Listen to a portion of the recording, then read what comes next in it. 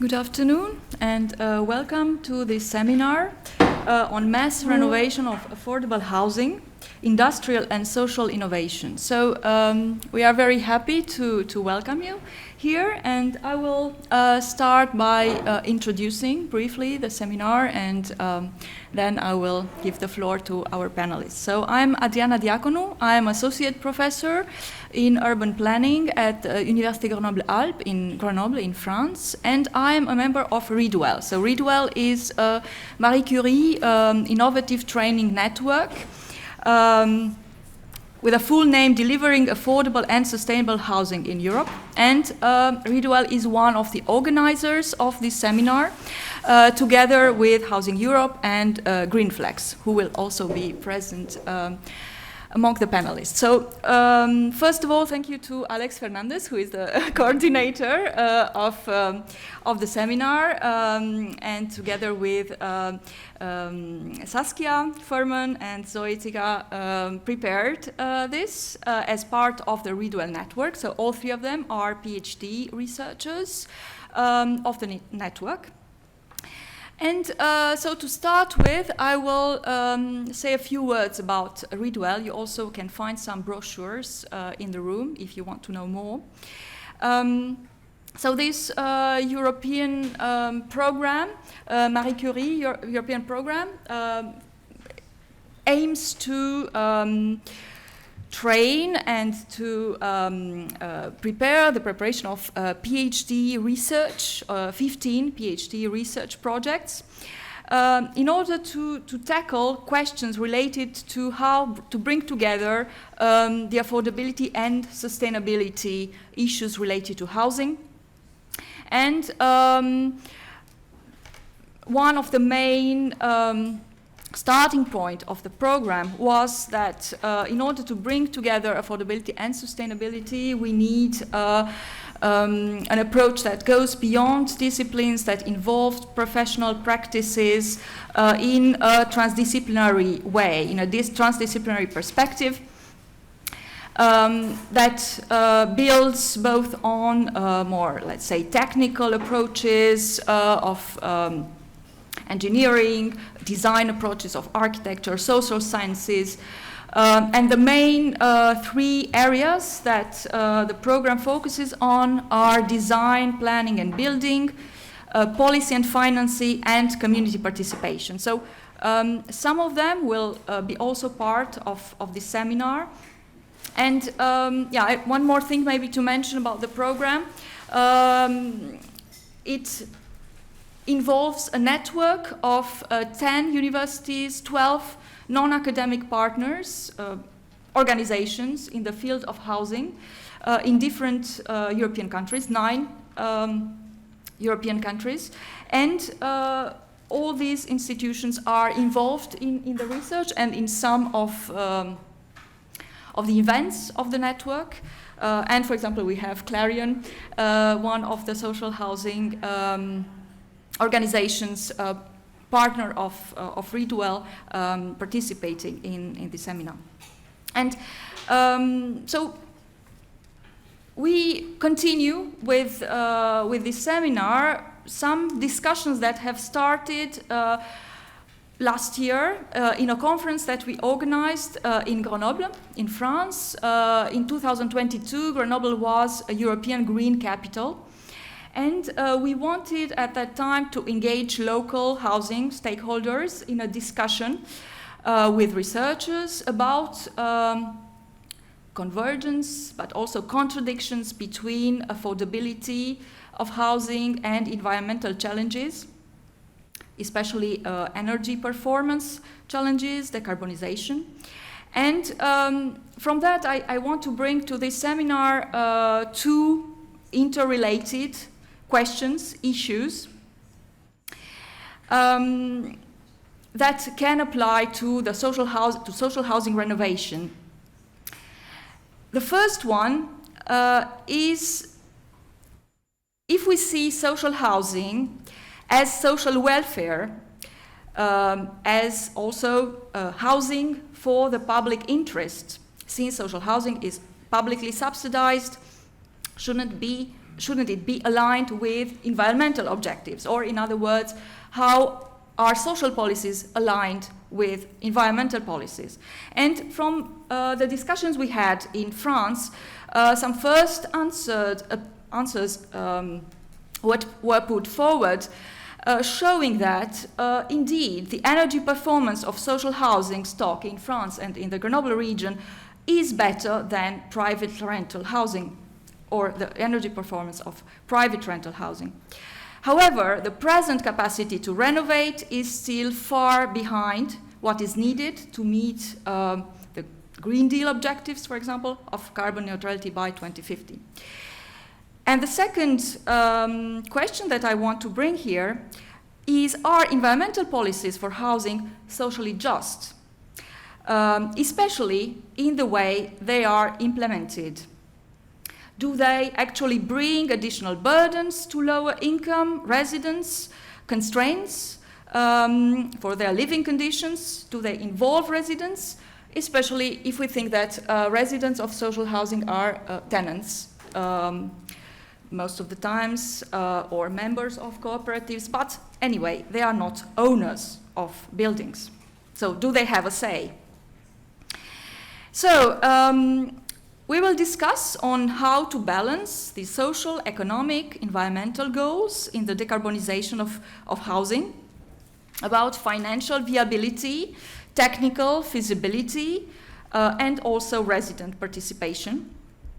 And we will include in the discussion, of course, European policy as a framework and as objectives, incentives that are then transcribed in national, local policies sometimes, and that have an impact on the activities, the practice of social housing providers. And then, of course, this brings into the discussion, and we will have inputs on the experience of social housing providers or cooperative housing providers, of how they can balance these objectives, especially European objectives, with with the economic situation, how they can find a financial balance in order to provide affordable rents, both for new housing, for retrofitted housing, and also to continue building new housing. In the same time, scaling up renovation in order to meet the requirements of these objectives. So of course we will mostly discuss about deep renovation, not only about retrofit, about mass renovation, and we will need for this more elements about what this implies in terms of technology, in terms of partnerships, especially with industrial actors, and also what this implies in terms of the housing stock, social housing stock that can be renovated in a context in which social housing has a tendency to be more and more spread out in this logic of social mix, of not creating ghettos, as we have also seen or heard this morning, but also in this neoliberal drive of involving more and more private developers in building housing in these mixed residences. So how is mass renovation possible in these conditions? So of course we will be very glad to hear best practices, enabling policies, but also organizational transformations that allow for social innovation to emerge. And when I talk about social innovation, I will end this introduction here with the way I would like to bring this term here. So innovation in terms of governance, changes in governance institutions and agency that can have the effect of contributing to improving quality of life experiences in a socially inclusive and socially just way. So I will give the floor to start with to Paul Dufraisse, who is project manager at Energy Sprong and GreenFlex, and coming from France. So, Paul, the floor is yours. Hello. Thank you, Adriana, for this introduction of the challenging we are facing in Europe. So, GreenFlex is a French consulting firm that is leading the French part of a European initiative called Energy Sprong, that aim to go further on these issues of deep energy retrofits. About the context, I think I will not talk longer on it, but we truly think that it's time now because the need for high performance and efficient deep energy retrofit is now, and we really need to scale up in terms of capacity and mass renovations. To do so, Energy Sprong concept, it has been a movement that has emerging 5 years ago to create an appealing standard for deep energy retrofit. And so what we have done 5 years ago is to develop a set of specifications based on 4 pillars that for us are quite important to create the conditions for the market to emerge. And that 4 pillar is that when we are talking about Energy Sprong concept, it has to be a renovation where we are reaching the zero level energy during 20 or 30 years, thanks to high energy performance, but also to local projections. What we are doing within the Energy Sprong concept is that we are using industrialized methods and off-site solutions to do it fast, because we need to go faster on it. And so we are trying to find the fastest possible way to renovate in order to minimize the nuisance to the occupants. Of course, these renovations need to be attractive, and so that's why we have high expectation on the architectural aspect, and also we have a lot of indicator to measure the thermal comfort after the renovations. And of course, and that's the fourth condition that for us is quite important to have a scalable market, is that those renovations needs to be affordable. So we need to find a way to reduce the renovation of the cost thanks to industrializations, but we needed to work also with social organizations in finding new ways to have additional revenues, such as the energy savings of the sale of renewable energy. This is the concept, and so we have tested those methods in the Netherlands. Here you have some example in Utrecht, where we have renovated and retrofitted a collective building with Energy Sprong. You have another here example. I think this one was in the UK, and this is the first experimentation that we have done in France for individual housing in the north of France. Apart from being a set of specification and a concept, what we are doing within the Energy Sprong team is that, well, we are not a building company, we are not a social organization, we are not a financial actor. What we are doing is that we are a market team development. So we are trying to align all the stakeholders' interests, and so we are helping a lot social organization to understand the needs and to support them to put into the market the good volumes of typologies of buildings.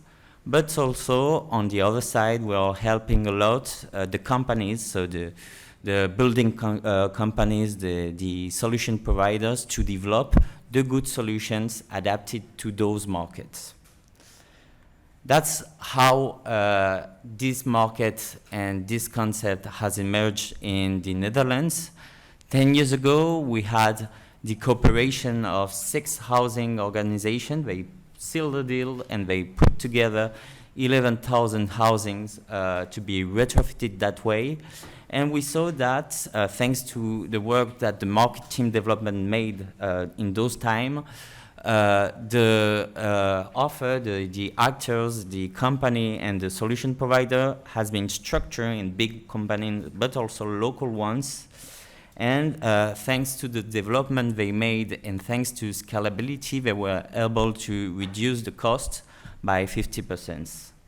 So in France, for example, when we have done, we saw that concept and we were telling ourselves, wow, we need to replicate it in France and we need to do the same thing. So that's why and how this idea has been replicated in other countries such as France, UK, Italy, and also Germany. And so that's why I'm telling that now we can say it's a European movement and not just a small initiative. But the fact is that now in France we have 2,000 of housings retrofitted this way. As you can see, the maturity between those countries are not the same, and we haven't reached that level of maturity we wanted. We have analyzed the prices, and what we saw is that prices are going down, but the cost is quite expensive still. And that's why now we think we need to scale up, and we need to do a step up. And now we need to not just talk about experimentations. We need to really scale up from thousands to millions of housings to create the conditions for this market to emerge. And so when we were with our partner from the Energy Strong movement last year, we decided to create a new program financed by the European Commission, a live program called Giga Regio Factory, because we wanted to work specifically on those issues and to understand how to reduce the cost. And so based on our experience, we have seen that there is 3 key points that we need to resolve to reduce that cost. The first one is that we need to work with the social organization on the typologies of buildings that are replicable and adapted to the industrial solutions. What we have seen is that last year, for example, we have launched a market of 2,000 housing in Pays de la Loire with the cooperations of 12 social housing organizations. And the problem is that they put some buildings, but there were two not really homogeneous, and the actors and the building company were not able to do replicated and standard solutions. The second point is that we have been struggling a lot with the companies and the building sector because there is a lack of industrial culture. And we really need to coach them and to change a little bit the mindset and to help them to change their methods using, for example, lean management and lean construction. And the third point is that industrial solutions are emerging. Solution providers are here, but the problem is that for the moment they don't have the full capacity to answer to the demand, because they need more investment, they need more volumes of markets, and that's key for us to understand that they have the visibility of the market and they can organize themselves to create and to grow up in terms of capacity. And that's why we have created this program to work on those 3 work packages. The first one is that we will create an open source tool to help the social housing organizations to understand which typology they have to put into the market. And the 2 other work packages is that we will do a lot of individual coaching with these companies in order to to industrialize and to develop some kinds of catalogs of projects. And we will help also the industrial solution providers to massify their offer. By the end of next year, our goal is to truly have some example to show. So, for example, we believe that it will be possible to test our open source tool with new markets, and so that's why we want to have large volumes of homogeneous typology engaged by the social housing organization we are working with. But also our idea is to have some kinds of emerging champions with integrated solutions that can respond to the demand of the social organizations. We are 8 experts. We are working in France, Germany, Italy, and also Belgium. So if you're interested in those issues and if you want to be part of this movement, I'm available to talk on it after that. So I'll be happy to tell you more details on how we are trying to move on deep energy retrofit. Thank you very much, Paul.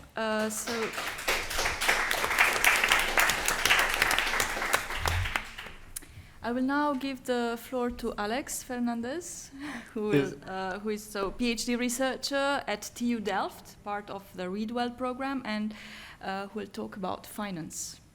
Thank you very much, Adriana. Well, my name is Alex. I'm a PhD candidate at TU Delft, and one of my lines of research deals with ESG finance and its impact on social housing provision across Europe. But first, what is ESG finance?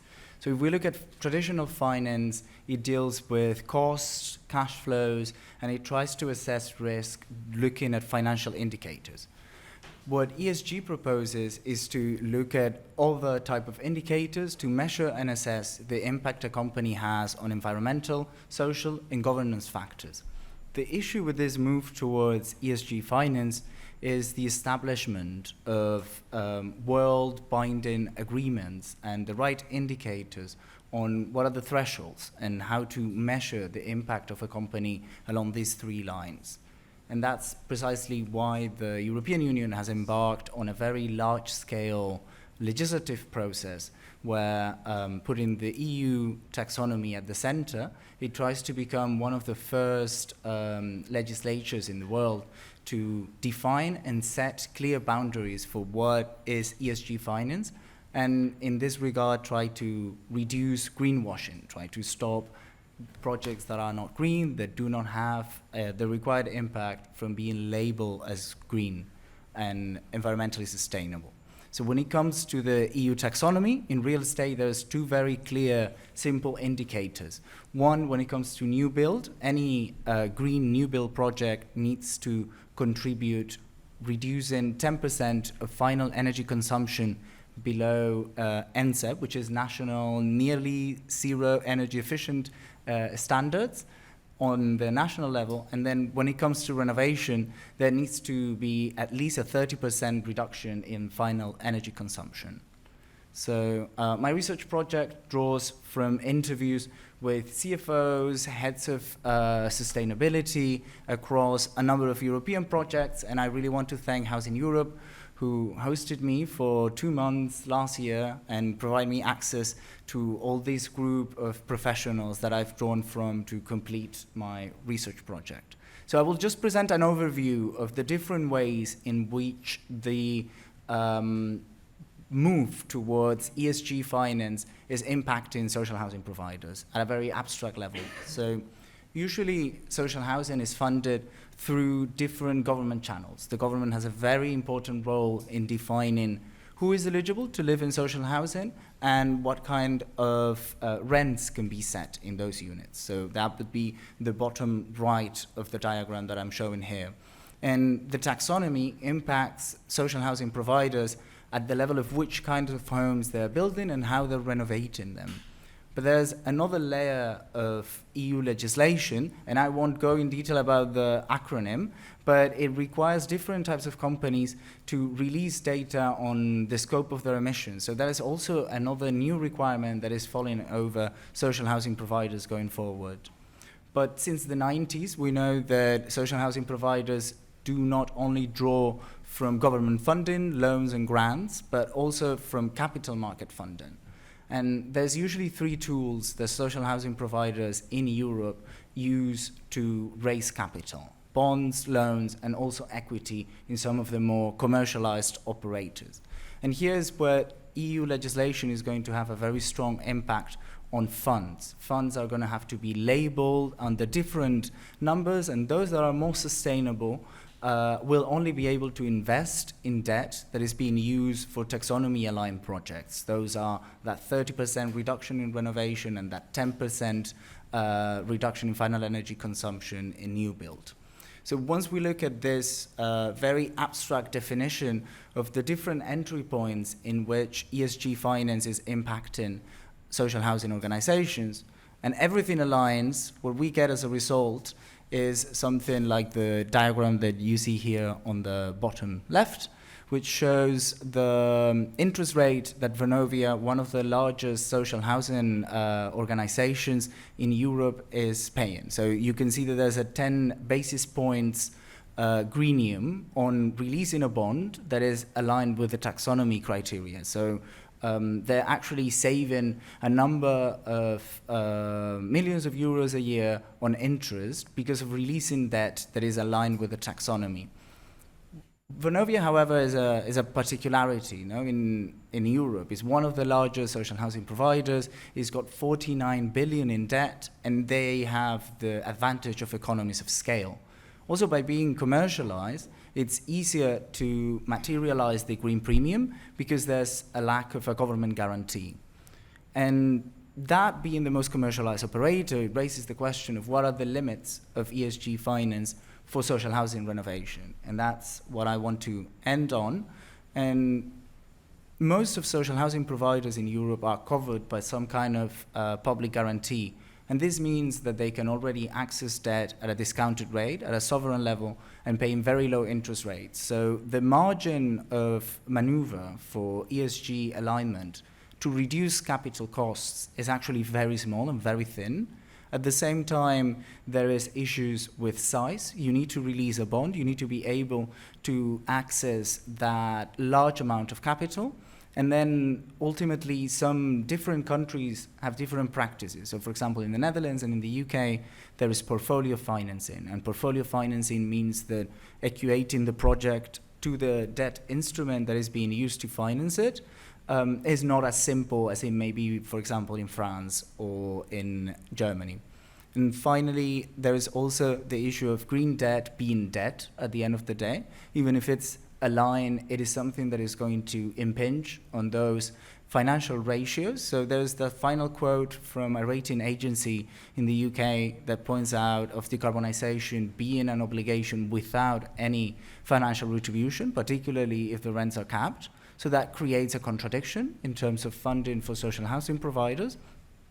And the call that I've been hearing throughout my interviews, and I want to end on that note to give way to Becky, that there's still a need for public grant. There's still a need for public intervention. There's still a need for funding to make the renovation stack up and be financially viable if we want social housing organizations to continue building and to continue providing housing at scale. Thank you.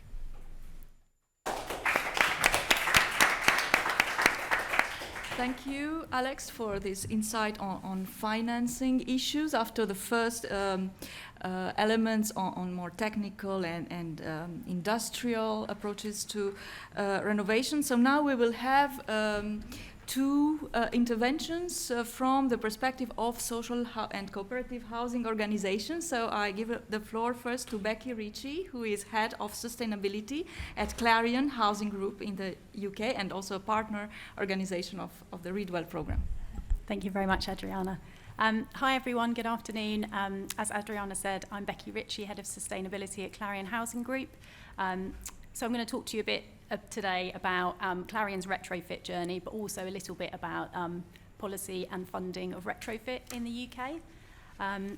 So we'll move on. So just first of all, just to start with a bit of an introduction to Clarion for those of you who don't know. So Clarion is the biggest social housing organisation in the UK.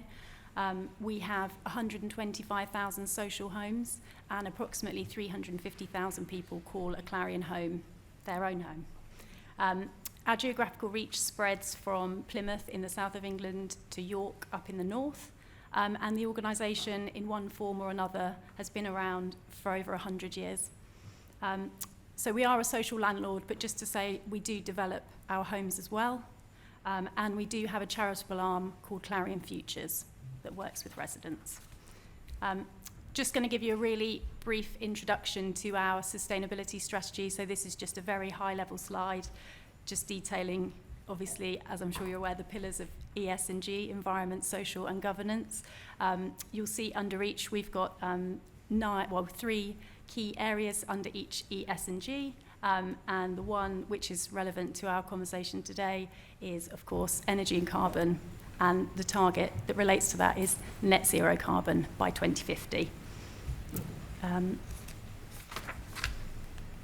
I'm just going to move on to retrofitting in the UK, a bit about policy and funding. I'm sure you're aware the UK, like many others in Europe, has a net zero carbon target of 2050, which is set out in the legally binding Climate Change Act of 2008. There is also the Clean Growth Strategy of 2017, which contains a target to upgrade all social housing in the UK to EPCC by 2030. Which brings me on to the funding aspect. So you might be aware of the Social Housing Decarbonisation Fund, or SHDF. We do love an acronym. So it's the key mechanism to drive retrofit or renovation in the UK, and we have 4.4 million homes to transition, so that's quite a lot. So the SHDF started out in 2020 with the demonstrator phase, which was launched by the then Business, Energy and Industrial Strategy Department. Unfortunately, we've had a couple of prime ministers since then, so the department is now called the Department of Energy Security and Net Zero, or DESNES. So yeah, the first phase of the SHDF was set out to provide short-term investment to learn lessons and innovate ahead of the main funding launch. There was £62 million up for grabs to retrofit around 2,000 homes. So then there was the second phase, which was the main launch of the programme, which ran from 2021. They increased the funding to 130 million with the aim of retrofitting 20,000 homes. So the aim of that wave of funding was worst first, fabric first, lowest regrets approach to improving energy performance of social housing. And the most recent wave, which is in 2022 and has just been announced in 2023, is wave 2.1, which runs until 2025. So they've really upped the funding now to 800 million with around 90,000 homes. So I'm just going to really briefly touch on some other funding streams in the UK. So there are a few other ones. All of these are means tested. So we've got the Home Upgrades Grant, which is delivered by local authorities for properties which are off the gas grid. And there's 630 million available for that one. There's also the Local Authority Delivery Fund, or LAD, which is in the second phase, so phase 2, with 300 million available and a further 200 million to be announced shortly. And then finally, the Energy Company Obligations, or ECO.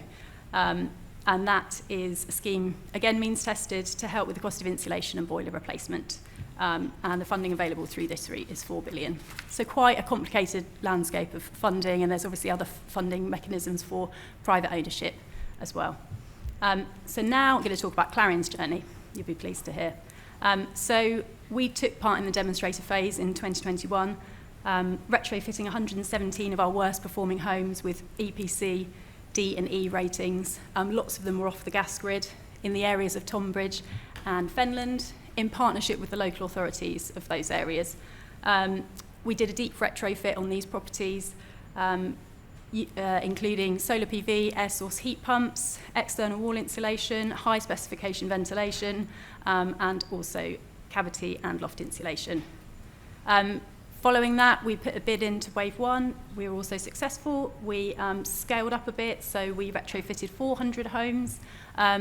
We learned from the first phase, drove innovation and improved our understanding, scaling up our PAS 2035 compliance, and also tried to really improve the customer engagement, because during the first phase we had a significant amount of customers reject the offer to retrofit their homes. So there was a lot of learning to be done there.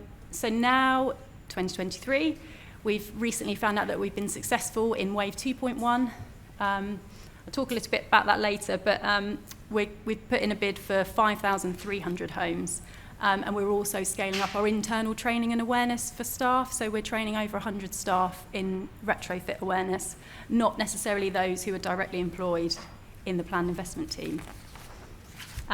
Some lovely pictures of some homes that we've retrofitted. So obviously you can see an air source heat pump there, and you can see some solar in the second picture. There's some external wall insulation as well. I just wanted to read out this quote from a resident. So this was Viv, one of the demonstrator phase residents. She said, "Since this work has been done, it's made us such a difference. The house is so much warmer, and also in the summer months when it was really hot, it stayed cool. Normally I'd have a fan in the front room. I didn't need it because the room was nice and cool. I've also noticed a big difference in my energy bills." So obviously demonstrating the positives from the process, reduced carbon, also reduced her energy bills. I think that's probably down to the solar PV.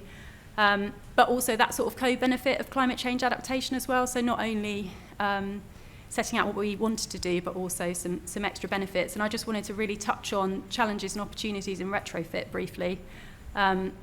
So this is by no means an exhaustive list. So customer engagement, I mentioned that. So it's a challenge, but also is an opportunity. I think earlier in the day, people were talking about participation and it really involving people in the decisions that are made about their own homes to really bring them along on that decarbonisation journey. So I really, probably will talk about it later in the presentation as well, but it's extremely important. We've also mentioned typologies and archetypes. That has been a challenge. Our stock is very wide-ranging, so no two houses are the same, or there are two that are the same, but lots of differences there. So there's no one-size-fits-all approach, unfortunately. Geography is a challenge. We've got very vast geography, potentially a challenge for delivery. And then this also feeds into the scaling up supply chain challenge. But that's also an opportunity. So we need a really big increase in green jobs and skills to be able to deliver this retrofit at the scale that's needed.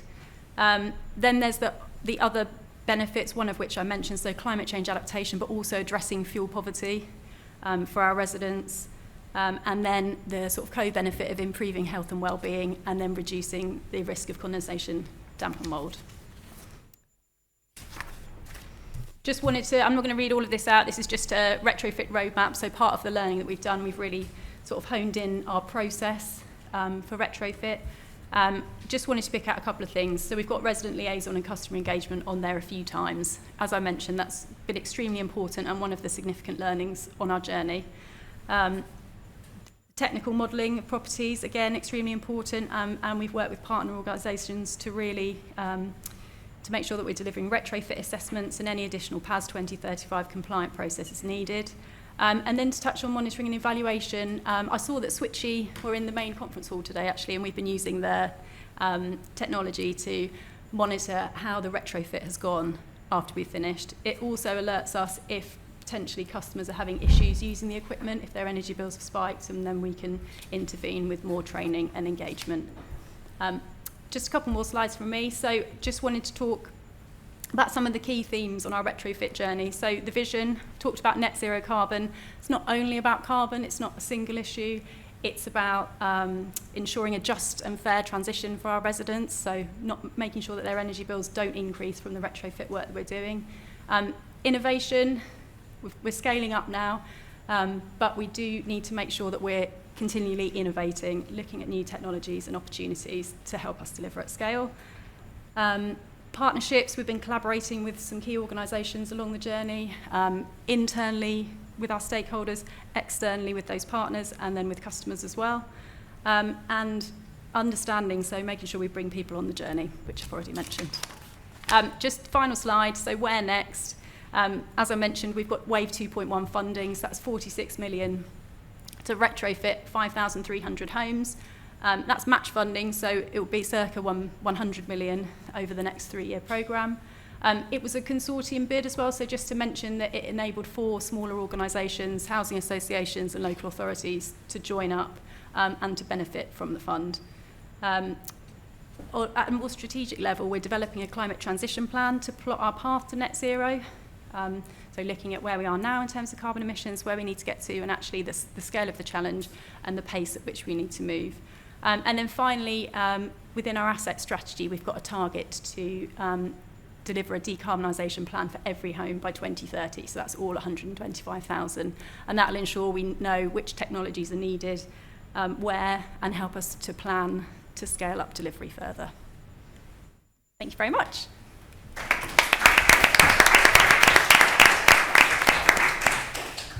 Thank you very much, Becky. And now I will give the floor to Nina Turull. I don't know if I pronounce correctly, who is project engineer at Sostre Civic Cooperative Housing. Yeah. So, thank you very much. Should I have access? Thank you so much. So, hi, my name is Nina Turull. I work for Sostre Civic, which is a non-profit organization that promotes the development of cooperative housing here in Catalonia. We started in 2004, and we were the first pioneer organization promoting the social housing here in Catalonia. Right now we are about 1,200 members, and we have presence in 27 different cities in Catalonia and Balearic Islands. And we have, at the moment, 13 groups that are looking for opportunities to start a housing cooperative project. There are 10 projects that are under development, and we have 11 projects that are already living in a housing co-op. So basically, we are a housing co-op that we promote collective ownership. So when it comes to financial, we promote the right to use in a way that there is no rent or is no purchase. So what we want to do with the collective ownership is to avoid speculation and avoiding to making individual profit and encouraging the participation of the members of the cooperative. So basically, the way that it works is instead of the purchase way, that is investing in a major economic investment and indebtedness usually, we do provide, or what we need is initial investment that is refundable when you live in the project, and monthly you have to pay a monthly fee, which is stable because it's out of the free market, as the debt is from the collective and it's owned by the cooperative. So the way that Sostre Civic works is a mix between, or the union between the group of people that lives in the project. This just below the slide that maybe is not really clear. But so we have a bond between the people that wants to start a project and providing or supporting them to looking for the heritage to live in. So it could be as a new construction or rehabilitation of a building. And we accompany the whole group during the whole project development as an assessment. The way that it works, that we work as a cooperative, is we are a multiple project cooperative, meaning that we are a single entity that works as an umbrella with promoting different and various housing projects. Each project is managed independently, and the finance is it's reliant to the specific project, as well as the management and the funding. So basically, by doing so, what we are aiming to do is to facilitate new projects, because we can share the expertise that we gain through the years, and also we can provide the different strategies that we applied and it worked or they didn't work. At the same time, we provide mutual support between projects, financially and emotionally, and again, knowledge-wise. And this way, as we somehow take out the housing stock that we develop out of the free market, we provide permanent affordability for the members that they are part of the co-op. The way that it works is it can start from either the group constitution or the land or asset acquisition. So basically there is a group of people that would like to live together, or there is a land that can be provided to the cooperative by different ways. We can explain that later. So once this is settled, we are looking for how to define the project that needs to be according to the group requirements. Once the project is planned, and I'm talking about the architectural aspects, the co-living aspects, how they would live once the project is done, we look for the funding. The way that we can look for funding, several ways. Either with the support of the municipality, specifically nowadays we went way bigger than we used to be 10 years ago, not as big as Clarion, but because of the scale that we are looking at. But we get support either from the public municipality. There is also the possibility to have access to private financing and just take out that asset from the free market and put it into the collective. Or we use, like, since 2015 there is a law which allow us to buy directly, we are a non-profit organization, we can buy directly from the bank's assets, which means we buy a basic price, and that allows us to provide housing in a more affordable way. Once the funding is secured, also we need to highlight that we only get funding from ethic financials. It goes to the construction development phase, where we assess and help and support the members who are the ones who decide how this construction would like to be along the whole process. So aligned to what is this panel about mass renovation, although we are not that massive, again, because we have little projects still. I would like to show you one of the examples that we recently delivered that is close by here in Barcelona. So this project is in La Floresta. This project used to be, or this project or this asset used to be that there were houses that were part of So these houses used to be like the old teachers' houses. So basically, close by there is a public school, and usually, like years ago, the way that used to be here, at least in Spain, in order to provide different work, you had to provide also housing. It's not that simple nowadays. So these houses were empty for a long time, and basically the neighbors claimed back to provide social housing in the neighborhood. So basically they occupy the houses and just to push the municipality to do something with them. So out of that, that occupation, the municipality and Sostre Civic made an agreement and lent those houses to Sostre Civic and a right to use, that we could use them and renovate them and use them for 75 years. The way that from 6 houses we transformed them, so basically we renew the main volume and we extended it in both sides with timber construction. So we took from 6 houses into 11 dwellings and a collaborative space. One particularity that I would like to highlight here as well is that the collaboration with the people who is living right there right now. Basically, part of the construction was also thanks to them, because they participate in the whole construction process with self-construction. Basically, they took part from the construction phase at the initial of the project, and also later on they end up also doing the painting, flooring, and also kitchen installation. So I wanted to show you a little bit how it works, the way that we collaborate. There are plenty of meetings, plenty of assemblies, because I didn't say it before, but we are an horizontal structure and bottom-up with a bottom-up approach.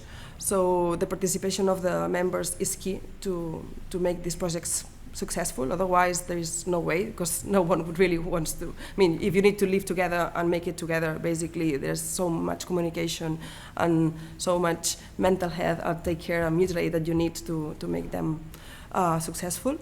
So I thought when I was making this presentation that it was really important to show up as well all this effort. So there's a lot of planning, a lot of meetings, and here on the right side there is the starting of the construction phase that I was talking to you about. And different pictures of this. And basically all this participation, it didn't end up in the beginning, so all the members also were coming into all the construction meetings, how this construction was going on. They were the ones who had to take decision of the next steps. So basically, for instance, myself, I'm a building engineer, and I was supporting this process, so I was assessing them. I couldn't speak for them. So basically, it was me all the time with them, both working together to end up with the final solution that both sides wanted to do. So at the end, also as an example of how sustainability is approached and addressed by improving and making housing COP, it's mandatory for status to work sustainability. So for instance, in this project, there are different renewable energy systems, as such biomass and photovoltaic panels. Also, all the facilities are collective, in a meaning that we try to use less materials as possible, and also like to share all the energy efficient through the different dwellings. By doing so, we implemented a monitoring system so we could monitor and improve and optimize the facilities. Also, the extension and the renovation of the project was made out of timber construction and complying the NZIP standards, as also Alex was mentioning. And also we are implementing a shared mobility network. So also we did a study on how all the members were moving around. And basically they now have shared bikes and thinking to share a vehicle. And yeah, that's it. Thank you so much.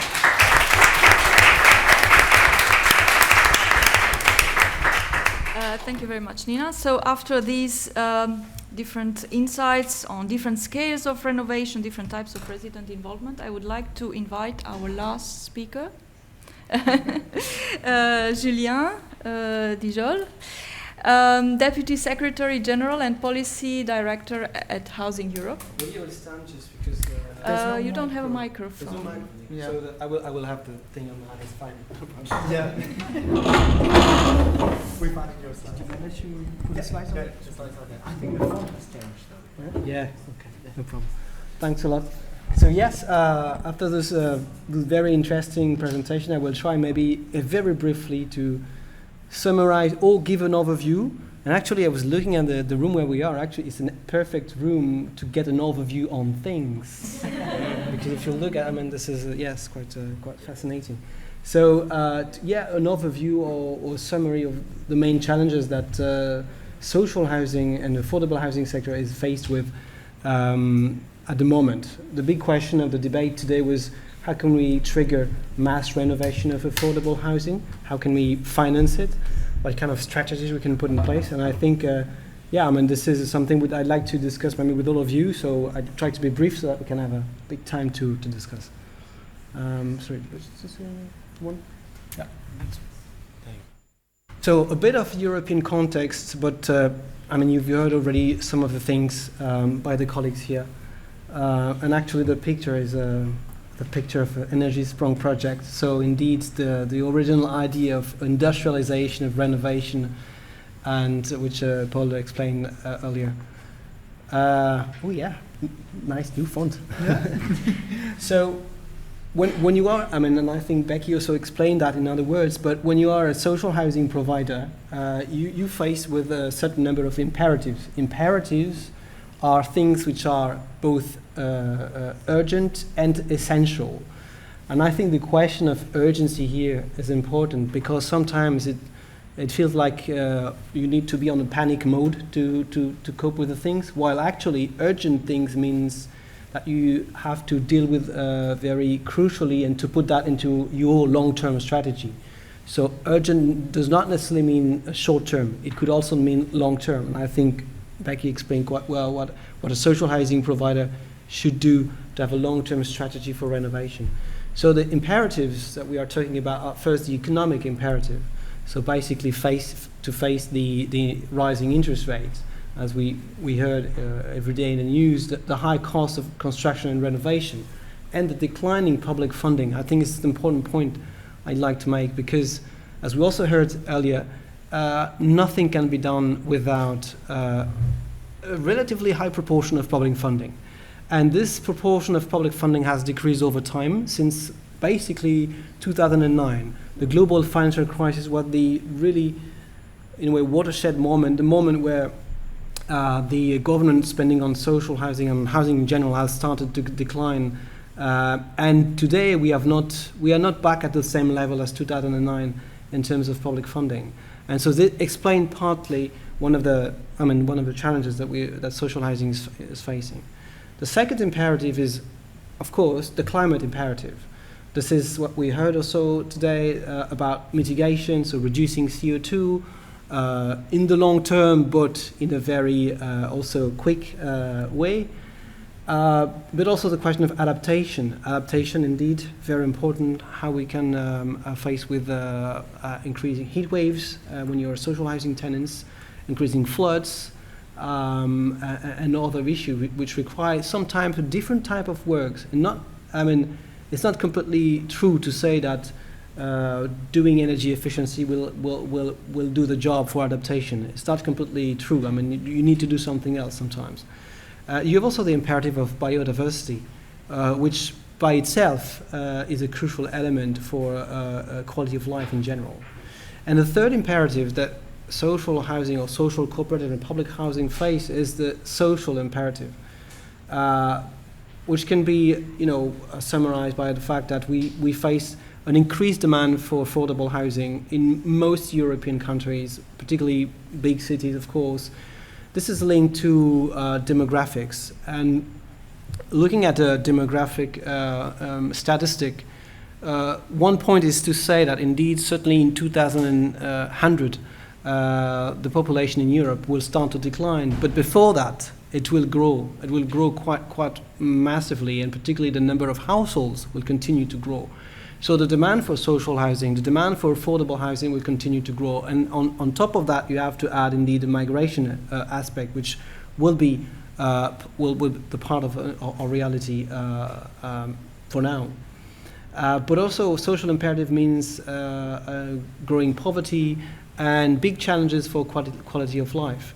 And also I didn't mention that, but of course the biggest form of housing exclusion, which is homelessness. I mean, if you talk with a homelessness organization, they will tell you this is on the rise. This has increased massively over the last 10 years. So this is something that we have to face with. So social housing providers have to face all this at the same time, which is very challenging. And it is very important that we keep a balance between the different imperatives, where we put the money. We can't simply afford to put all the money onto one of the imperatives. I mean, that's actually what is very challenging. I will go quickly, as I said, maybe to focus on the climate imperative, which is indeed the reason why we're here today, is how we get those nice lines to get even deeper, I mean, or to go downwards a bit even quicker. This is actually in French, but it basically says the average energy consumption, or on the other word, the CO2 emissions per square meter for the residential sector in a sample of countries: France, Germany, the Netherlands, Sweden, and the United Kingdom. And what you see is since 1919, decarbonization is a reality. So it is already a quite positive and optimistic thing to take away from today, is that decarbonization is happening in the residential sector in general and in the social housing in particular. All the statistics point out at a better performance of the social housing sector compared to other segments of the housing market. It's a very important point to make. We often have the image of crap social housing, and it might be a reality in some aspects, but the reality is also that social housing better perform in terms of energy efficiency and water efficiency and resource efficiency in general. So another graph which shows the same. CO2 emissions have been reduced over the last 30 years in the EU and in Europe in general. Well, some exemption, but I will not go into detail why Malta has apparently some problem in terms of CO2, but for the rest it points at the right direction. But we also know that it's not going fast enough. And this is a graph from Germany, which basically said that between 1990 and 2010, there was a clear decline or reduction of energy consumption per square meter, by 31%. And in 2010, suddenly it stopped to decline. I mean, we are witnessing a kind of stagnation. So the question was why, while at the same time there were renovations. I mean, two aspects can be mentioned here. Is first of all the so-called rebound effect, which is has been researched quite a lot in the academic community, and it is a reality. I mean, we've witnessed this in different countries. And secondly, maybe the question of the quality of renovation. And those 2 points, rebound effect and quality of renovation, refer to two fundamental aspects that we have to take on board when we mention mass renovation. First is the behavioral aspect. So working with residents, working with tenants so that they know exactly how to use their newly refurbished dwellings. And secondly, the question of the quality of the works, of the supply chain. And the example of Energy Sprong and the industrialized solutions are a good example of how you can tackle both aspects, because you will have a relationship with tenants to explain to them how long it will take to renovate their homes, and because it will be much shorter, that something will add to the social acceptance of it. And secondly, in general, the renovation using prefabricated panels are of better quality in terms of air tightness, in terms of ventilation. So the industrialization aspect is a very good one to tackle the two problems of the behaviors and of the quality of the works. Of course, another explanation of the problem relates to the cost of material. I will not go into too much detail about that. I'm sure the slides will be available, and you will see information about how challenging it is at the moment in some countries like Germany, where projects are put on hold because of the high price. And precisely the industrialization aims at reducing the price and also therefore are coping with to cope with this problem. At the EU level, at the moment, new legislations are being discussed, which are supposed to trigger and to foster mass renovation of affordable homes. A new energy performance of building directive has been discussed, as well as other directives which aims at having an impact on that. We hope that it will be the case, and but since it's been discussed at the moment, no final decision has been made yet. But I'm sure you will be informed about that. I wanted to really conclude now because it's much too long for the time being. But I wanted to conclude with this slide, which basically asks the question: what must be done to ensure that, those measures, those renovation programs will be socially fair? I think there are two fundamental points to make to conclude the debate from my side. It's first of all flexibility in the definition and implementation of the obligations of renovations. I think you mentioned that in the UK there's an obligation for social housing, for basically all housing to be EPC C by 2030. The European Union is discussing about something similar. Already some EU countries are using that kind of measures. The very important point here is to make sure that there's enough flexibility because otherwise you have very negative unintended consequences on particularly the homeowners. And of course for the social housing providers it also means that some challenges will be very hard to overcome. So flexibility in the legislation is one thing. Second thing is the question of integration of different elements into renovation programs. not only talking about CO2 emissions, or not only talking about energy savings, but also fundamentally looking at quality of life, summer comfort, the role of green facade, green roofs, but also the economic impact. What I used to say at the moment, although it might sound a bit provocative, is that CO2 is only a co-benefit of something which is more telling for people. A very fundamental co-benefit, clearly, but we have to be clear that those elements, quality of life, economic impact, it's not something just nice that comes after. It's actually the central piece for any successful strategies of mass renovation of affordable housing. And the last point, although it's a bit more technical, is about looking at, of course, renewable energy. It's important not to stop at the building envelope, but also looking at greening the heating system and promoting energy communities, self-consumption of renewable energy, and at the end, it will also help decarbonize heat and reduce CO2, but also improve energy saving for people. I think this is it for my side, and thank you very much.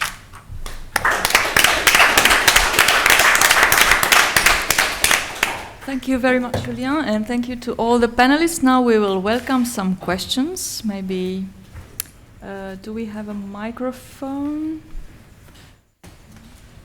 in the room? Do you have microphone? One here. Yeah, I saw it.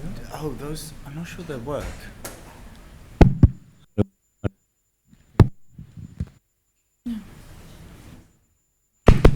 Thank you for the interesting presentation. We are talking about decarbonization. Is everything related to embodied energy? Is that an issue in the research that is done? Or are we talking about only direct energy? That's one question. I have other questions, but maybe... So I think, thank you for your question. I think for Clarion, we've been looking at carbon and energy in operation, but we are starting to look at the embodied carbon from retrofit. So we're just working with a third party to calculate the embodied carbon that's going into retrofit. So that's something we're moving towards. And I know in the new build space that's been happening for quite some time, but in retrofit in the UK, we're just sort of starting to look at that. Maybe just looking at the legislation at the EU level, at the moment, and what is going to be in the future is that we're looking at carbon content for new buildings, for new construction. This is something that will be a requirement, certainly around 2030, to calculate what we call the global warming potential for new buildings. For existing buildings, it's not yet the case, although through what we call the taxonomy, what Alex mentioned, there's an incentive for investors to invest in projects that reserve a maximum proportion of primary material, including in existing in renovation. So this gives the way for projects like that look at reused material or recycled material.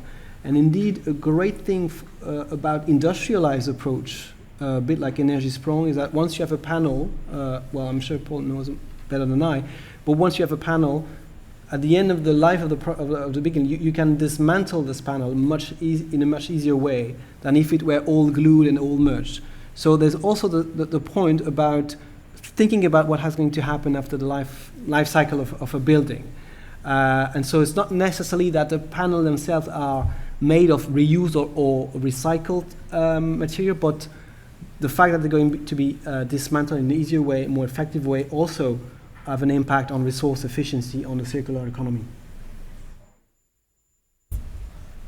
Yes, in France we have measured, we have done an observatory to calculate the impact of the Energy Sprong model, and what we have seen is that in terms of carbon emissions, it is quite interesting to use industrializations because we are prefabricating solutions, and also the main materials that we are using for the energy sprung concept here are might be more low carbon. For example, when we are talking about the wood industry for building sector, we are talking about off-site solutions mainly. And so what we are trying to do with the energy sprung concept is to use the much more low carbon materials that we have. Sometimes it's not enough, but I think industrializations can be a good option for the building sector. Thank you for your excellent presentations, everybody. I learned a lot. So my question is, how do you see the role of local governments and of local contexts in accelerating mass renovations? Does local political engagement on this issue make a difference? And what local factors contribute to scaling up? Concentration of big social housing stock in one certain area, expertise of local administrations, financial resources at local levels, etc. And following on from the more international level, how are the European directives being distilled into national housing policies? Because directives are often skewed towards cold climates, for example.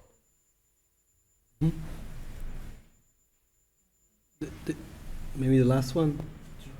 Just about so the question is, how the EU directive have an impact on national housing policy? This is what your question? I mean, I think, sorry? When they get distilled because they enter local policy eventually. Yeah. So indeed, the directive has to be implemented in the local legislation, but they have in those matters of energy, they are a very strong impact. Although we plead for flexibility, so we'd like those directives to remain as general as possible, so that different countries can choose their different path. Some countries, I said, will want to phase out the most energy-consuming part of the housing stock. So, energy performance certificate E, F, and G, for instance. Other countries might choose another approach. So, we'd like this directive to be as general as possible, but they set an objective, a target, which all member states have to follow in one way or another. This is the reason why we try to make sure that those directives are the best possible. So if you would like to have one typical area where EU directives have a strong impact, this is it. This is energy, this is climate, this is biodiversity. I think this is where the EU has the most impact, in fact. And so, although the EU has no legal competence on housing, through those directives, there's a clear influence, and you might not see it, and indeed in the news in your countries we don't talk about that, but your legislation, your national legislation on energy performance comes from the EU directives for sure. So that's why we are also here to try to make it as best as possible. Yeah, maybe to build on Julien's answer, also the ESG legislation is done through a delegated act, and that doesn't need to be transposed into national legislation. So it's immediately applicable and it's common across all European countries. But I think that going to some of the background issues on your question on divergencies, well, there is a lot on EPCs that we've touched upon and how they diverge depending on the individual countries. And I feel that the way certain indicators vary throughout the different countries actually increases the implementation capacity of ESG financing. And I think that there is room for certain diversity within the different goals that you've mentioned.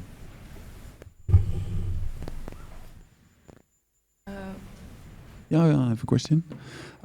As we move towards the midterm 2030 and long-term goals of 2050, I was wondering, one of the 4 pillars, it has to be affordable to renovate houses, and I hear you talking about GreenFlex. I think that's a good way to remove the bottleneck of labor cost. But as more and more of the market, also the slow move, go into the renovation, are the material costs, which on a lot of the sector we see are on the rise, are the materials used in those renovations available to keep that cost low? Yeah, to your question, I think I will also answer to your question, because I think that's where local authority have an important role to play. For example, in Pays de la Loire, when we did the intermediation between all the social housing organizations, they wanted to have a local industry available to respond to the market. But what we have seen is that for the moment the market is not as structured that we wanted, and we think that local authority have a strong role to structure this industry in order to be able to not be dependent from the other countries, from the situation that we are facing through with these inflations of the materials and so on.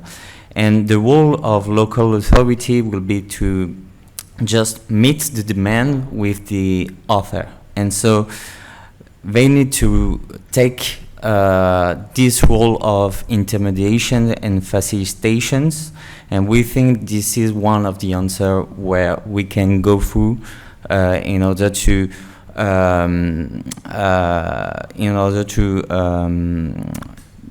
face this challenge of materials and also energy. So yeah.